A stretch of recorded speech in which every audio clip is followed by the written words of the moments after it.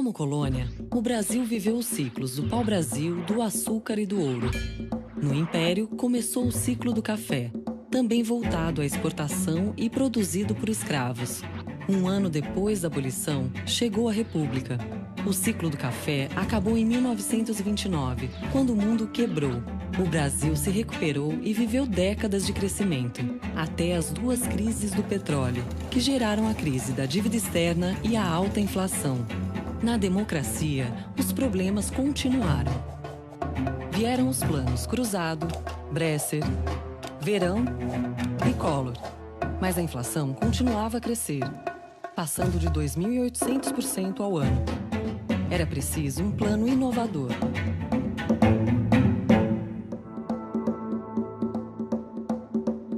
Bom, evidentemente a maior dificuldade era a inflação. Foram 2.500% em 93, 5.000% nos 12 meses que antecederam o lançamento do real. Isso é hiperinflação em qualquer lugar do mundo. Eu acho que o passo fundamental foi a decisão que nós tomamos de fazer tudo transparente.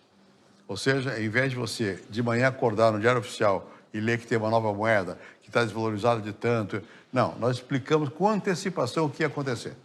É preciso que todos os brasileiros se juntem para garantir o real. Fizemos moedas novas para trocar no mesmo dia, para a população sentir, ó, daqui para frente mudou e vai ser estável.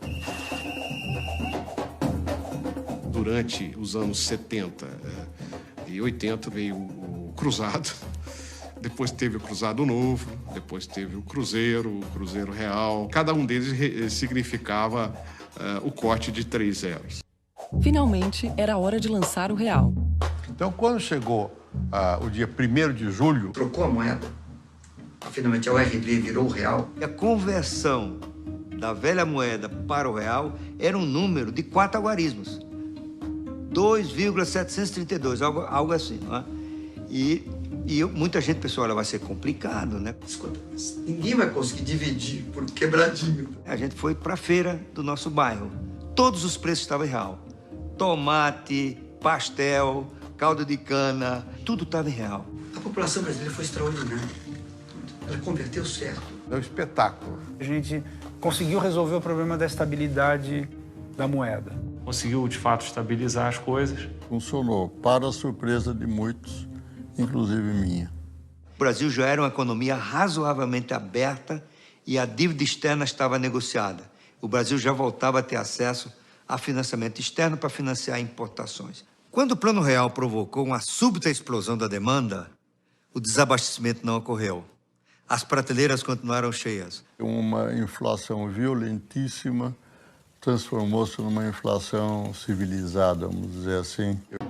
Quando você organizou a economia com a inflação, a primeira consequência foi que a linha de pobreza caiu 10, 12, 15 pontos por cento. São milhões de pessoas que ingressam na sociedade de consumo. Esse fenômeno de formação da classe média, ele começou quando derrubou a inflação. No Plano Real, você teve um aumento de 32%, 33% para 37% da população, com renda familiar total acima de R$ 2.004. Política de sustentação do aumento real do salário mínimo, que começou em 93. Foi feito um grande reajuste do salário mínimo de R$ 70 para R$ 100.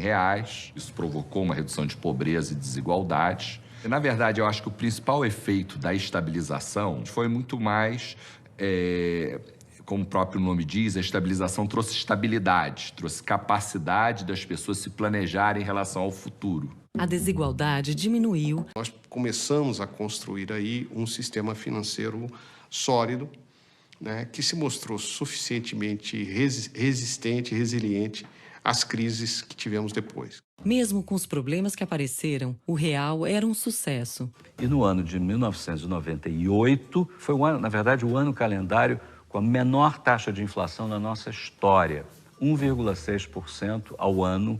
Mas, é claro, não foi um plano de estabilização que resolveu o problema no dia 1º de julho de 94. Ali começou uma fase. Foram anos depois da URV e do real para continuar criando condições para a moeda permanecer, como permanece até hoje, dentro de um certo grau de de estabilidade. Eu diria que o problema, o fundamental desafio continua sendo essa modernização do setor público, a reforma do Estado, o equacionamento de problemas de finanças públicas, aí entendido como governo federal, Previdência, estados e municípios e estatais. Nós começamos a organizar a dívida dos estados. Nós juntamos todas as dívidas no Banco Central, né? E dissemos, vocês não podem mais se endividar, para evitar que aquilo fosse uma espécie de buraco sem fundo, buraco negro de jogar o dinheiro do povo, por isso a lei de responsabilidade fiscal. Então o Fernando Henrique tem esse mérito de matar a cobra e mostrar o pau. Ele mostrou para a sociedade que se não houvesse equilíbrio fiscal dali para frente, a inflação voltaria. E a sociedade, naquele momento, falou assim, não, eu não quero inflação, então eu quero equilíbrio fiscal. A lei de responsabilidade fiscal também foi um tremendo de um avanço. E levou a que os estados brasileiros passassem a ter superávites, né? A partir de 1998. The ability to maintain more balanced budgets and controlling the money supply were the two really big things that took place in the 1990s. And that then allowed for a lot of subsequent economic growth. Aí tornou-se viável ter uma política fiscal, tornou-se viável ter uma política monetária que realmente funcionava. O Brasil passou a ter uma condição mínima até de pensar em alguma política. Com aquele tipo de inflação que a gente tinha, você falava assim, mas qual que é o plano estratégico do Brasil? Você não tem nem estabilidade monetária. Eu acho que o Brasil entrou nos eixos, vamos dizer assim, definitivamente naquele momento. As metas para a inflação pressupõem a autonomia do Banco Central. Estabelecer o compromisso do Banco Central de perseguir de forma autônoma um objetivo, que é a meta da inflação. É independente, não para fazer o que quiser. Não são metas do Banco Central, são metas do governo. O Banco Central tem que trabalhar de uma forma muito racional, não pode trabalhar emocionalmente ou atendendo clamores políticos, populares ou de curto prazo. Na virada do século, a desigualdade passou a diminuir mais rapidamente. A partir do começo dos anos 2000, Bolsa Escola, Bolsa Alimentação, você procurava chegar nas pessoas e nos lugares mais pobres. Você tira da extrema pobreza para um patamar de conforto, dignidade, de sonhos, de projetos. Mas, por outro lado, criar as bases para que a pobreza deixasse de ser um problema na geração seguinte. A ideia era comprar o tempo da criança, pagar para essa criança para ela ficar na escola. Que a política era assim, olha, você recebe esse dinheiro e o compromisso é que você mantenha seu filho na escola. Você conseguiu levar de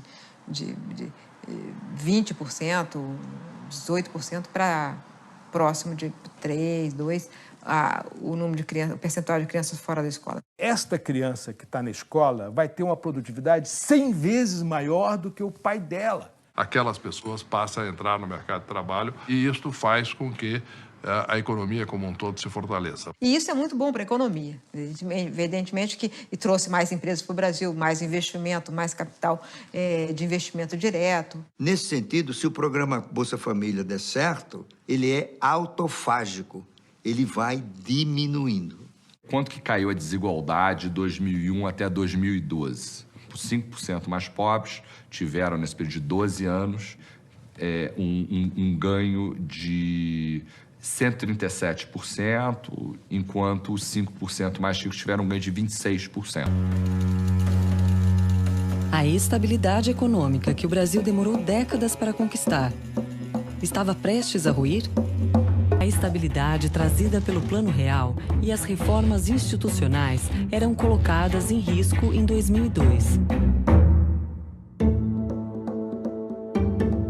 Tem um imenso terremoto causado por medo do próprio Lula. O PT era contra a abertura, o PT era contra a privatização, o PT era contra quase tudo. Inclusive o seu partido totalmente contra o Plano Real, fizeram um escândalo, aquele negócio todo. Ele falava na submissão do país aos interesses do FMI e dos bancos. Ou não pagar a dívida. Então ele lançava uma grande dúvida de descontinuidade. Surgiu aquela onda de pessimismo. Porque a sociedade quer isso. A defesa da estabilidade, a defesa da responsabilidade fiscal. O presidente Lula, quando assumiu, ele encontrou um pomar que estava começando a frutificar.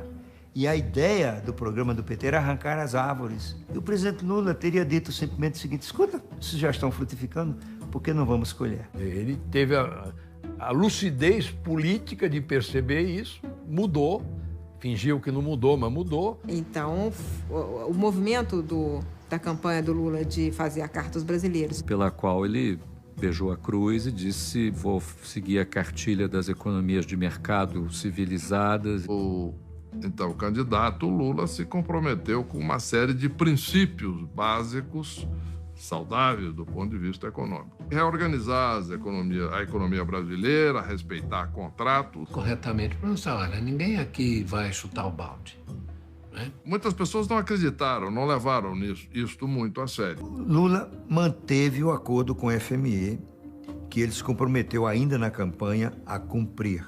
E esse acordo estabelecia que 80% dos recursos seriam desembolsados no governo seguinte. Em julho de 2003, o Brasil já começou a crescer. E mesmo depois da crise controlada, a política econômica foi mantida. Houve, na prática, uma continuidade de gestão da política econômica. O Lula, no primeiro mandato, preservou e até reforçou o compromisso com o chamado tripé macroeconômico, austeridade fiscal para valer, política monetária autônoma do Banco Central, cumprimento do centro da meta de inflação e câmbio flutuante. mantém o compromisso com a lei de responsabilidade fiscal e com todos os outros, tudo que é a base do Plano Real. Lula deu sequência àquela filosofia que vinha tendo no governo Fernando Henrique Cardoso de melhoria do ambiente de negócios e de mudanças institucionais que melhoraram muito o ambiente econômico para permitir que os mercados no Brasil funcionem melhor. O pessoal aumentar a produção e aumentar também o consumo. E isso, então,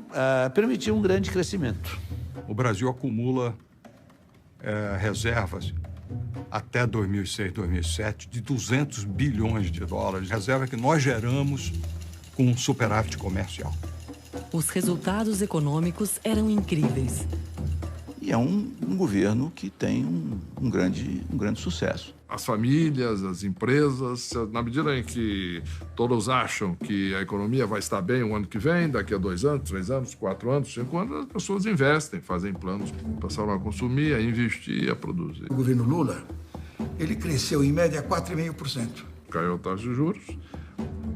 O crédito aumentou, índices de financiamento ficaram mais abundantes. O sistema financeiro brasileiro dobra de tamanho de 2003 a 2008, vai de 25% para 50% do PIB de crédito, e é principalmente crédito ao consumo. A arrecadação começou a crescer, o que permitiu aí sim a expansão dos programas sociais, de inclusão, de distribuição de renda, etc, etc, etc, como, por exemplo, o Bolsa Família.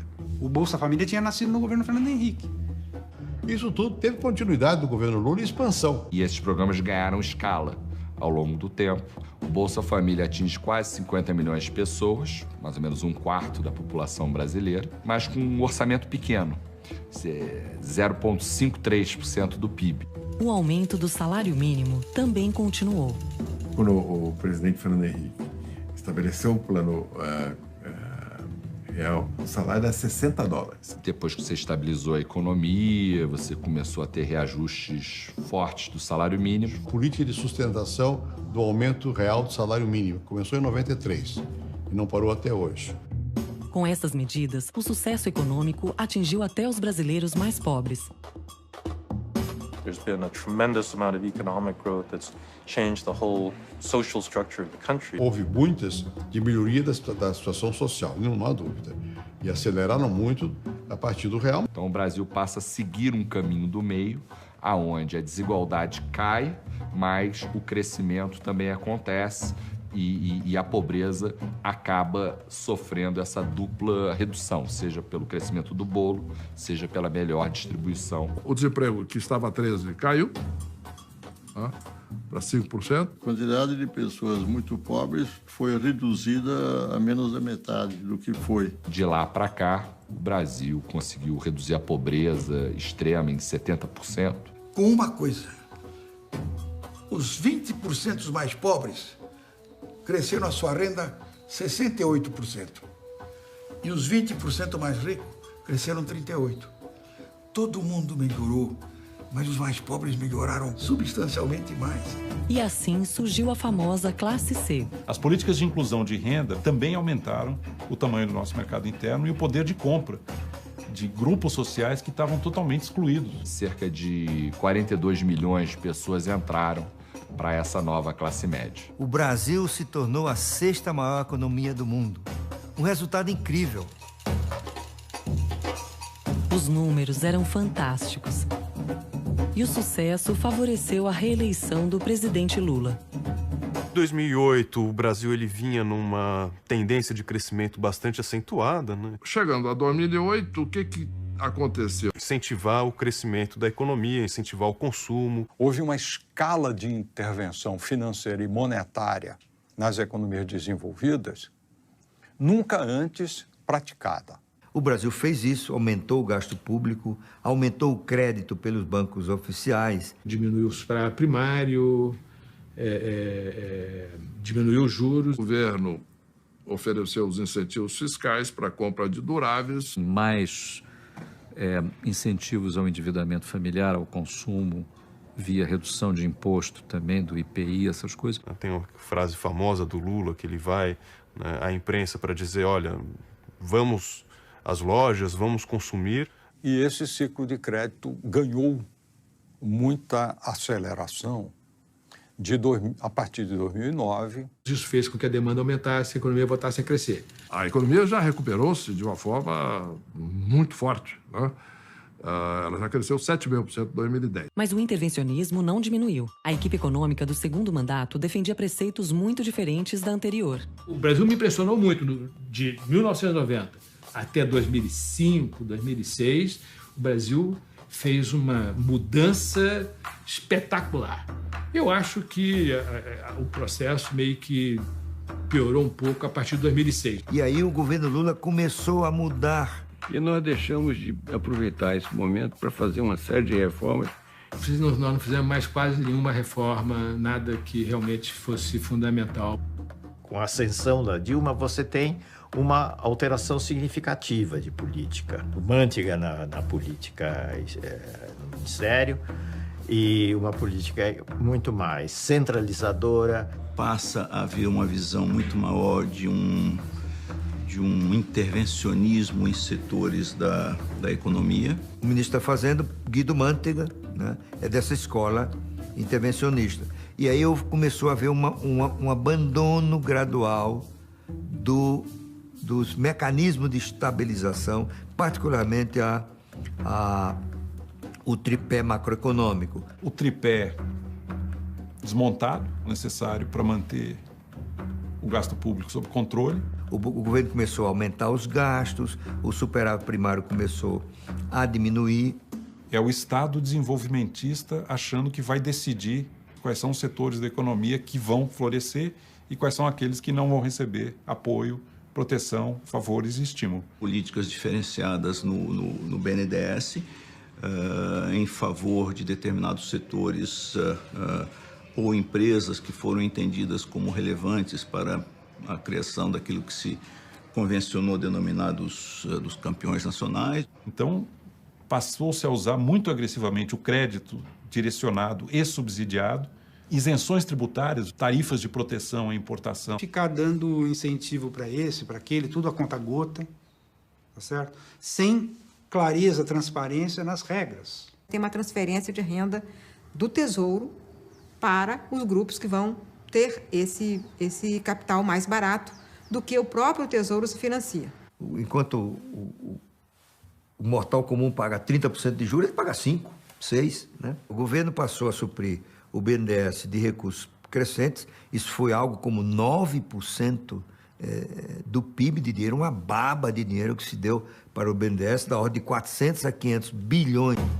A economia já não crescia como na década anterior. Mas isso não afetou o resultado das eleições. Em 2010, os brasileiros elegeram Dilma Rousseff presidente.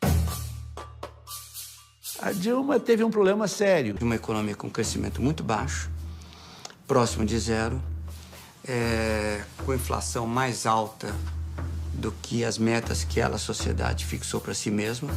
E o governo entendeu que deveria continuar intervindo. Claro que o governo Dilma, ele se revelou muito mais interventor na economia, um certo messianismo e de gastar recursos públicos que não tem. E começa a se restabelecer o chamado capitalismo de Estado, em que o Estado é o promotor, é o investidor, é o que controla. A ideia do Estado intervindo desastradamente no funcionamento dos mercados. Uma completa dissociação entre a classe econômica, os empresários e o governo, uma falta de diálogo muito forte. E isto faz com que a gente tenha o clima de desconfiança e de falta de investimentos que a gente vê no nosso país hoje. Com falta de investimentos, o governo lançou um pacote de concessões na área de infraestrutura. O Estado não tinha condições de continuar investindo na infraestrutura de rodovias, ferrovias, portos e assim por diante. E aí a iniciativa, que eu acho extremamente louvável, de mobilizar o setor privado através de concessões, do grande programa de concessões. A Dilma, sobretudo, fez várias privatizações, que, como a privatização é uma palavra maldita, recebeu o nome de concessões e tal.